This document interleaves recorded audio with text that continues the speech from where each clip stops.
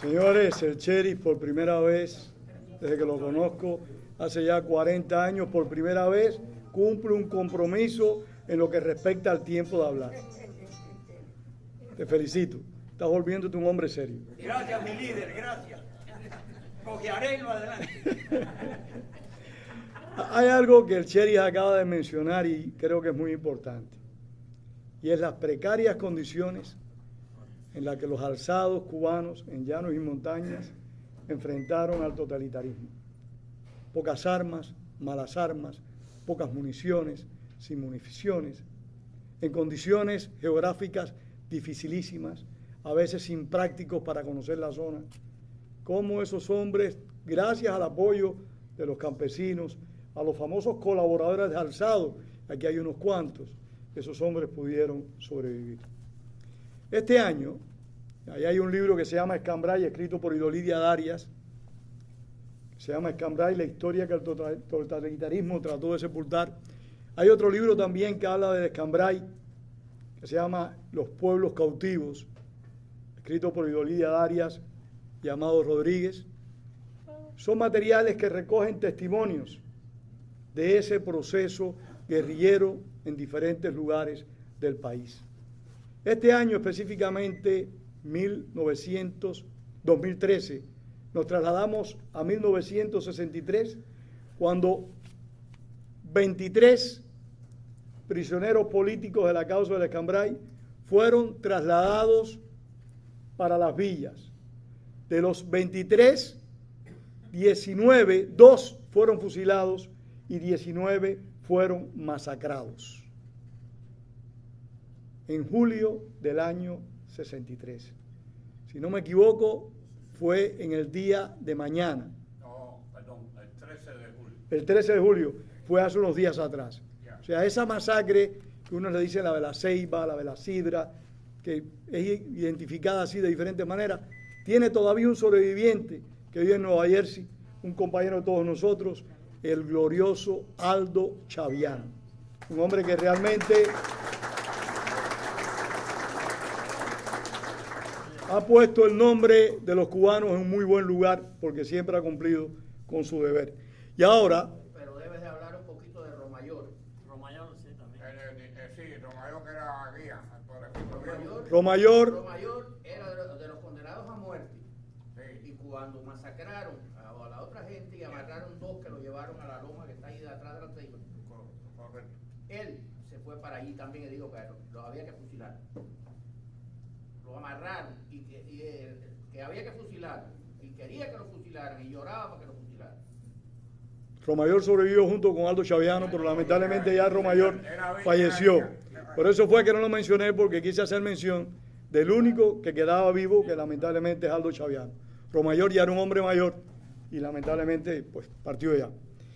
Vamos a escuchar una experiencia para muchos de nosotros nueva.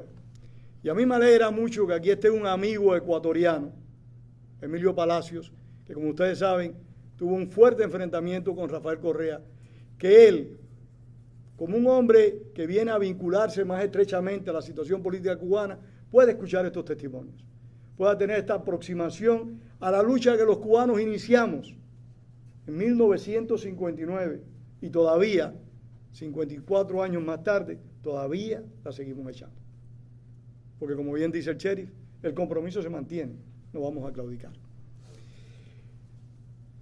Al sur de las villas, no en las montañas del Escambray, aunque también estuvo en las montañas del Escambray. Es un guerrillero realmente más que geográfico. Pepito Otero estuvo en el Escambray, estuvo al sur de las villas, estuvo al sur de Matanzas. Pepito Otero peleó por Cuba en muchos lugares, y su familia también, porque eso es otra cosa importante. Las guerrillas estaban básicamente integradas por familias. Tenemos, por ejemplo, un Pedro Sánchez, y estoy esperando a que llegue Pepito. Tenemos un Pedro Sánchez en Matanzas, que fue muerto junto a sus dos hijos de él, murieron antes que él. Tenemos el caso de los Boitel, donde un padre fue fusilado, un hijo fue fusilado y otros dos hijos murieron en el combate. O sea, tenemos numerosas familias que realmente lamentablemente tuvieron muchas pérdidas en el proceso. Estoy esperando a Pepito, ya va a estar aquí con nosotros.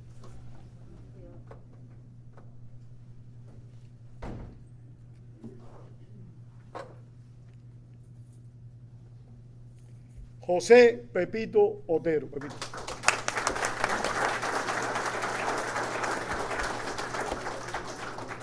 Buenas noches. Gracias por la invitación. Tengo la voz un poco. No te preocupes. Voy a tratar de mi pueblo. Voy a comenzar así. Nos alzamos el 17 de noviembre del año 61, 24 hombres, de los cuales solo quedamos 3. 21 quedaron en el campo. El último murió condenado a 30 años en la prisión de Isla de Piro, en el año 65. Así, de mi familia caímos 8, o sea 7 y yo, con la columna fracturada, como ustedes me pueden ver. Subí al escambray brevemente, porque allá hubo un herido con una pierna atravesada y hubo que ayudarlo, y ya no, me quedé en los llanos, no regresé al escambray. Luis Molina, al caer el primer, Carlos González Garnica, el primer jefe en el escambray, Luis Molina se hizo cargo de los grupos alzados, el cual cayó en diciembre del año 63. Eran 8 y los 8 murieron ese día. Así todas las guerrillas fueron cayendo. El día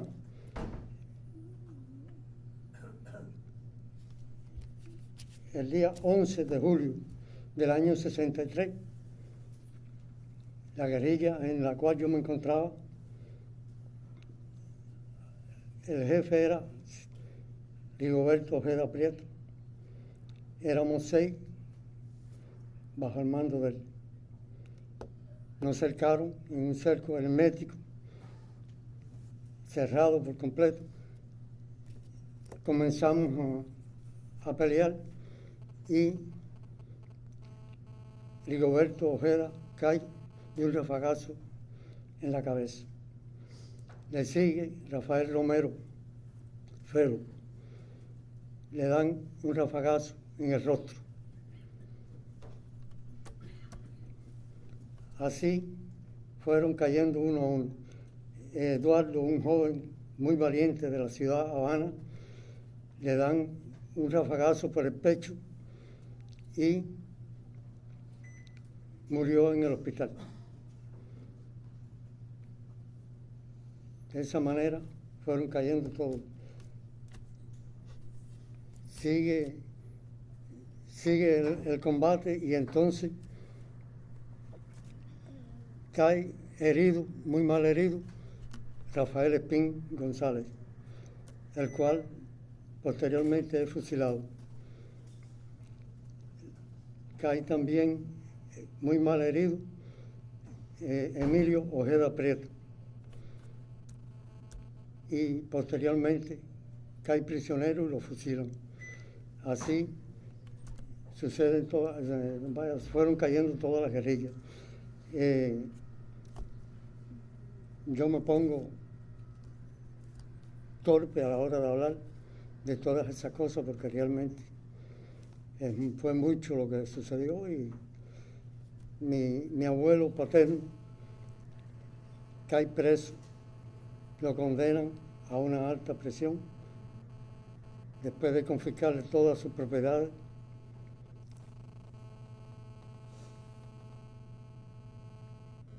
Y lo meten en la prisión.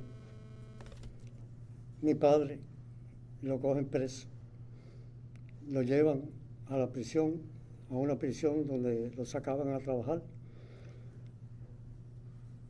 y mi madre la envían a La Habana con algunos de mis hermanas.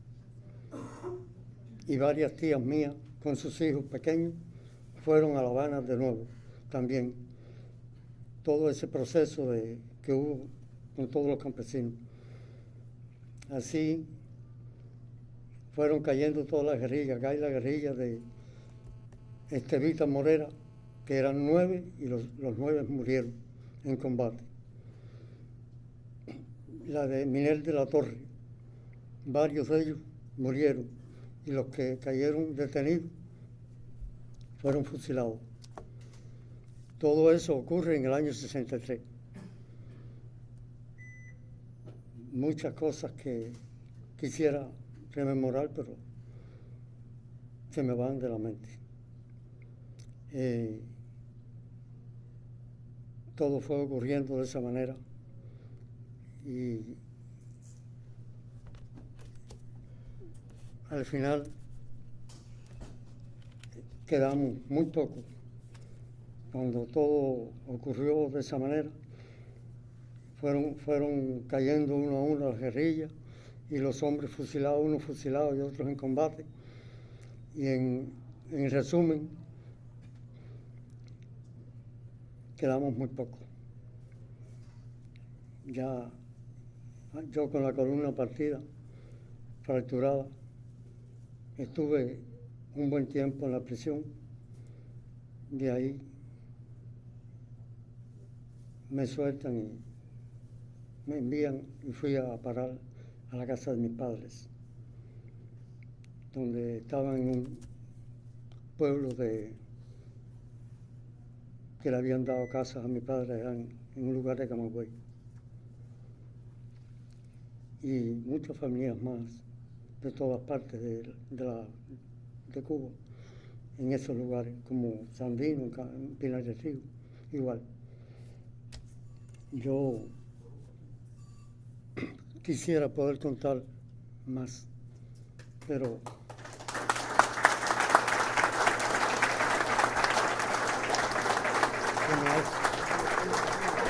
muchas gracias. Se me hace difícil.